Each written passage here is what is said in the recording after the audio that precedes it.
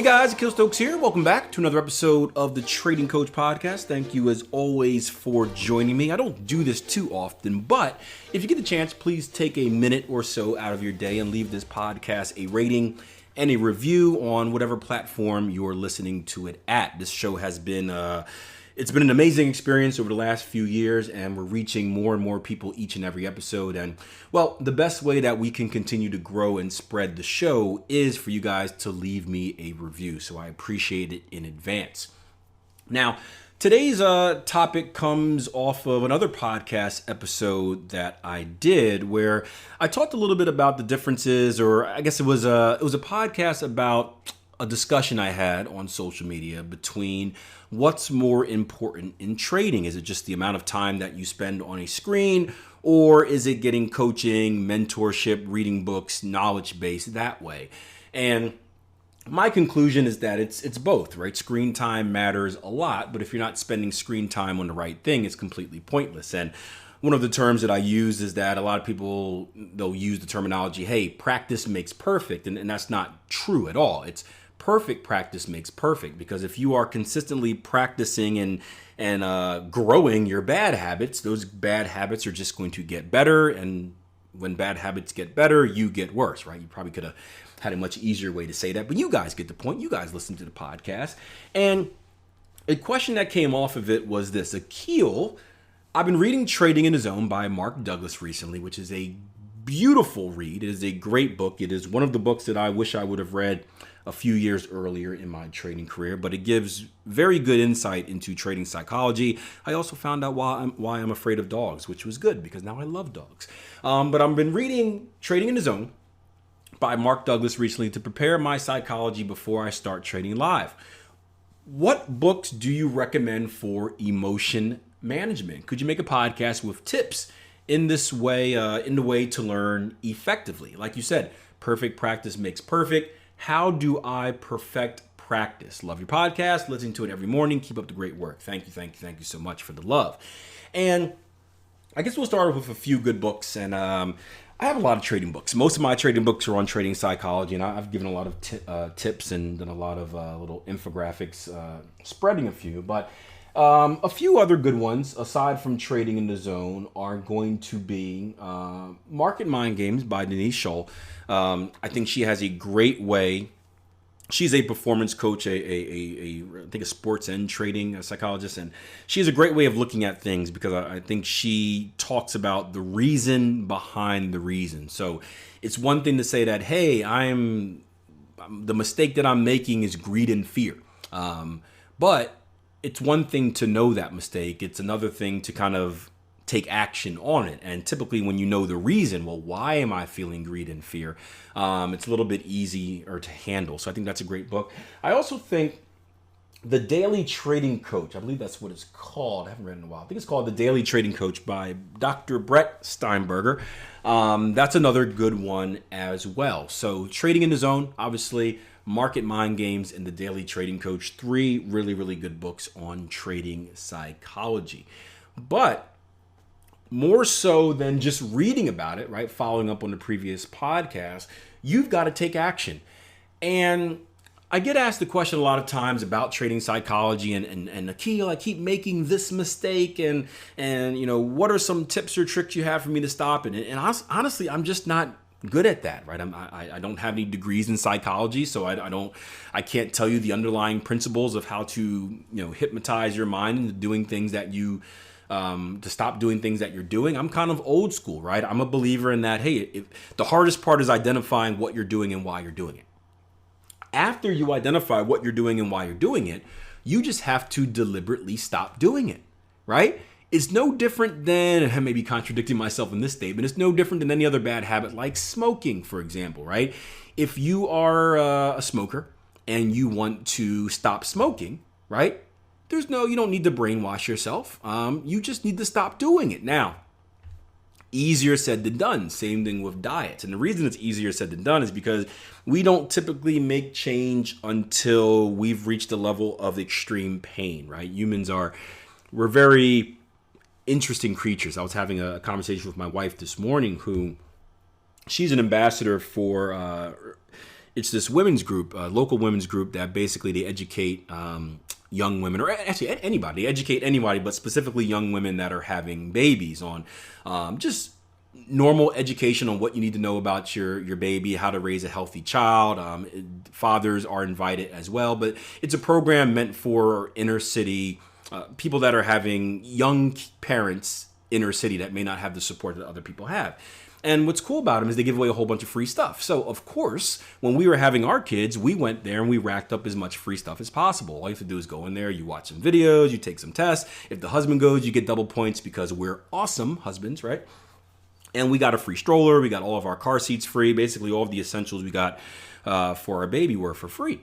And it was amazing because I'm like, what? Wait, really? And every time we have a friend that is pregnant or expecting, my wife tells them, hey, you should check out this place, right? It educates you, which is something you need to be a mom in the first place, and it gets free. You get free stuff, so you can get free stuff for doing what you should be doing anyway.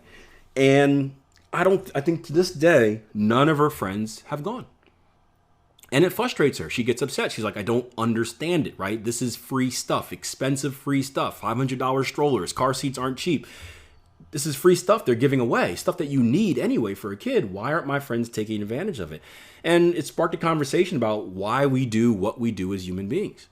And we typically, we are driven by two things, pleasure and pain. Pain is a better motivator than pleasure, meaning that we are more likely to take massive action once our pain threshold gets to a point where it's no longer manageable, right? And trading is the same way, right? I think about my time learning how to trade, and I was a knucklehead, right? Before I kind of became less stubborn and understood that I needed coaching and mentorship, I tried to do it myself, right? I was kind of old school. All the success in my life has come from two things, right? Putting forth effort and putting forth effort over an extended period of time, and eventually you figure it out. And I thought trading would be the same way for some reason, and I kept doing it. I kept failing. I kept doing it. I kept failing, and I planned on continuing to do it until I got to the point where I had blown so much money that I was scared. And I said, hey, maybe I need help. Now, even after I got help, I still did the same thing. I had the wrong mindset. I was, outcome over process. I don't care about this stuff. Just show me how to make money. And I was still making dumb mistakes and didn't really make a lot of changes in my life or my trading life until I got to the point where I realized that, hey, my nest egg, the money I set aside for me to go full time into trading was running out.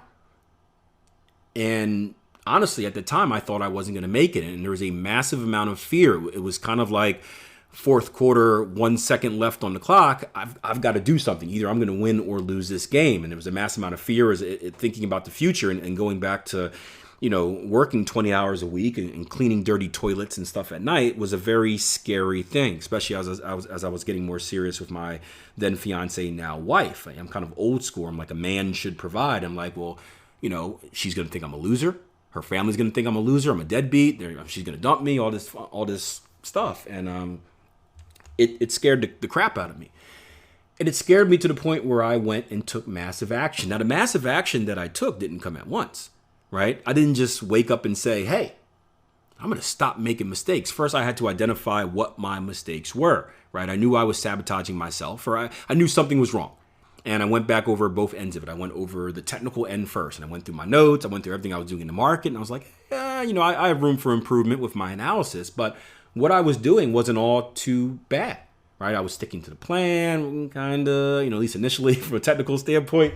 And I was doing the right things. And then I went to the psychological side. I started going through results, and I was like, okay, well, that's supposed to be a winner, and I'm supposed to get 80 pips out of that, and I took 60? Well, why did I take 60? Okay, that was supposed to be a winner, but I stopped myself. What? Why did I stop myself? And I realized I started tracking all of the little mistakes that I was making, and I realized that it was on the psychological side. So once I identified that, I took notes and I started tracking them, and I said, hey, just like any type of diet, right? Because I coach track, I know like flash diets or those type of things you do right away aren't a good thing, right? If you just try to quit cold turkey smoking, you're going to fail, or you're going to pick up even worse habit. So I had to slowly wean my way off of the mistakes, and I made the decision that, hey, I'm going to slowly limit these mistakes. I set a goal. I want, in 6 months, I want to be here, and then work backwards from there.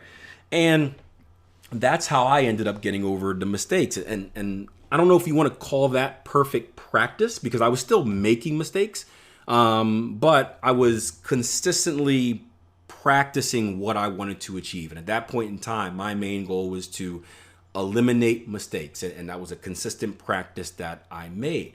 So when we talk about practice, it doesn't, although I say perfect practice, it doesn't necessarily have to be perfect. I would call it maybe directional practice, purposeful practice, where you're practicing something for a reason. And if you go back to the last episode, we were talking about, again, the comparison to screen time. And screen time is good. It's good to spend time on the screen, but is there any point of spending time on the screen if you don't know what you're looking for, right?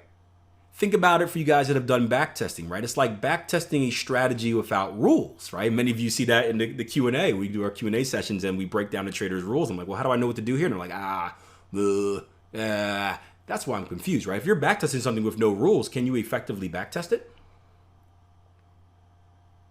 The answer is no, right? You need to have direction. When you go through that backtesting process, you go in with a very specific filter. This is what I'm testing. I'm purposely looking for this, and we should do the same thing with our trading. So instead of just spending a massive amount of time on the screen practicing, it has to be intentional practice. You have to go in with the idea of, this is my problem, or this is my question. This is the solution that I'm looking for. Let's practice finding this solution or making this solution. Let's practice not making this mistake. Let's practice looking for this specific setup. Let's practice doing this. Let's practice doing that. That's the quote unquote perfect practice that I'm talking about. Very specific, deliberate, intentional practice on a set goal.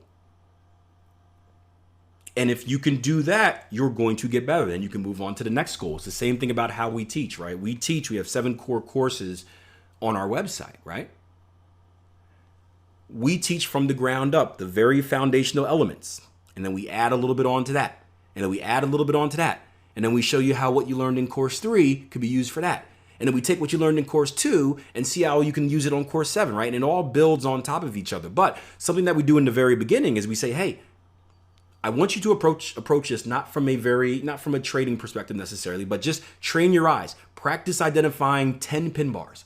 Practice identifying 10 higher closes. Practice identifying 5 double tops and double bottoms, 5 bullish, 5 bearish, right? We're given these intentional practice items just to familiarize yourself with the setups.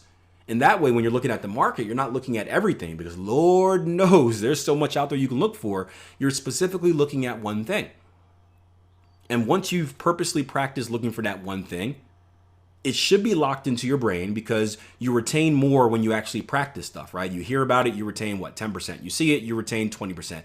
When you teach it, you retain 90%, right? Teaching it and practicing it, 70 to 90%, right? So if you practice it enough, you're going to retain most of it. And then it's stored in your brain and you can use it later. You can recall it later when you need to. But we're doing it one thing at a time. And this is the reason we talk about, I don't bash Baby Pips by any means. I think it's a great source for anyone wanting to learn about trading. But if you go to Baby Pips or any other kind of educational source that teaches you everything, you're going to get confused, because when you learn everything, you learn nothing. It's literally trying to drink from a fire hydrant, because everything isn't necessary in trading. There's so many ways to make money in trading, right? Or be successful in trading. You don't need to know everything. You need to know a specific way. But even if you were to use a site like Baby Pips, right? Focus on one thing at a time. Instead of going through the whole course, right? Lock in on chapter 1 and whatever concept they teach you, and practice it. Then do chapter 2, practice it. And then at some point, I don't think they teach you to develop a strategy, but at some point, when you get to the point where it's time to develop a strategy, you can recall all that information and use it. So deliberate practice purposeful practice on a very specific thing is key. And doing that over and over again until you feel confident in understanding the concepts. Then once you feel confident in understanding the concepts, you're going to be more confident in putting them together in a more practical way, right? Instead of just, hey, I can identify a double top, because any trader can identify a double top, right? But there's a big difference between identifying a double top and identifying a tradable double top. But if you want to identify a tradable double top, maybe you need to have knowledge about structure. So you need to learn that. Maybe you need Fibonacci's, maybe you need supply and demand, maybe you need some type of indicator, right? There's so many other things that you can now pull because you've trained yourself on them. So I hope that answers the question, but that is how you learn efficiently. You practice it. You take your knowledge in very small bites, right? Bite-sized chunks. You don't overwhelm yourself. You invest a certain period of time. You tell yourself beforehand that, hey, I don't have to be successful in a week. It's funny to even say that, right? But give yourself enough time to be deliberate, to be patient, and to make sure you know things in the right way, right? I've had traders, and I don't say you need to be like this, but I've had traders that have practiced for 2 years before ever going live. And for me, that's a long time. But those traders haven't gone backwards. And the traders that come onto the platform that, they try to go live in like a month, guess what happens? Eventually we get an email saying, hey, Akil, I messed up. I've got to go back through the whole course again.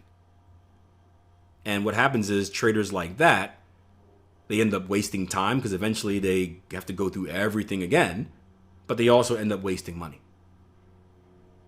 You look at the first case, maybe it takes a little bit of time, but during that time, they're doing other things, right? They're building the foundation, the infrastructure of their business, whether it's saving money to fund a trading account, to have a lot of money to trade with when it's time to go live, whether it's building the infrastructure of their education company, their money management company. We have traders that have done that process and a year later have started hedge funds. Why? Because they were doing everything they needed to do in the background while they were investing that time to trade, because they weren't in a rush. They were successful entrepreneurs and businessmen in other aspects. So they weren't in a rush to make money. They just didn't want to go backwards. And that's what most entrepreneurs will tell you, right? We're cool with taking our time to develop our business. We don't want to go backwards because typically going backwards means you lose money and time. And we don't want to lose both of those. We want to invest money. We want to invest time and then buy time as a result in that. So hopefully that helps. I'd love to have your feedback. If you guys aren't members of the group already, make sure you join the Trading Coach Podcast Facebook group. There's not a lot of discussion that goes around there, but if you ever want to share an idea or maybe a concept, a question like this, with just more than me, maybe with a group of like-minded individuals, that's a perfect place where you can shoot it over to. Just go to facebook.com, just enter Trading Coach Podcast, look for the group. I'll approve you. As long as you don't spam. If you spam, I'll delete you. But that's a perfect place where you can ask more questions. That way you don't just get the opinion of yours truly, but you'll get the opinion of other successful traders as well. And in my opinion, more voices that are on the same track, I should say, are better, because then you can have different ideas and you can hear about different things that work for different people. All right, until next time, plan your trade, trade your plan. Take care.